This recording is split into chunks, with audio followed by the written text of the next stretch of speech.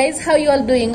Insight with Pape Masa today brings you closer home. So today we are crossing to Tanzania, and we are looking at the story of L.Natron. So generally, L.Natron is popular for its red waters, which people say that it actually turns animals into stone once they touch its waters. But today, Insight with Pape Masa brings you the insight so that we actually get to understand the situation in there. So join me and let's do this. To begin with, here are the simple facts about L.Natron. L.Natron is a mineral-rich soda lake in northern Tanzania at the border with Kenya. The lake sits below Oldonyo Lengai, which is a Maasai word for mountain of God, which is an active volcanic mountain within the Arusha region of Tanzania. L.Natron is one of the two alkaline lakes in Eastern Africa, the other being Lake Bahi. Both L.Natron and Lake Bahi are terminal lakes, meaning that they do not drain out to any river or sea. They mainly lose their waters through evaporation.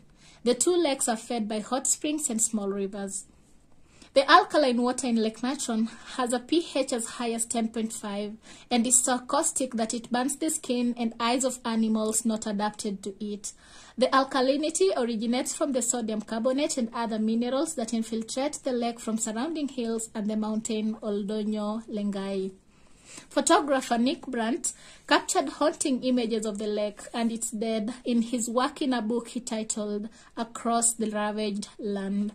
Brandt found remains of the birds with deposits of chalky sodium carbonate deposits covering their bodies. He states in his book that he unexpectedly found the creatures, all manner of birds and bats, washed up along the shoreline of L.Natron.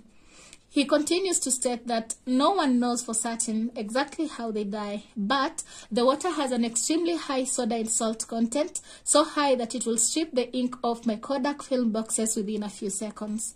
However, the animals didn't simply turn to stone and die after coming into contact with the lake's water. If anything, L.Natron supports a thriving ecosystem of salt marshes, freshwater wetlands, flamingos and other wetland birds, tilapia and the algae on which large flocks of flamingos feed.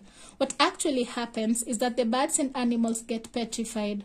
Petrification is the process of turning into stone by infiltration with water-carrying mineral particles without changing the original shape. The deposits of sodium carbonate, which was also used during the Egyptian mummification, acts as a good preservative for the dead animals. Brandt in his book states, "I took these creatures as I found them on the shoreline and then placed them back to life as it were." He wrote this referring to how he repositioned the animals, reanimated alive again in death.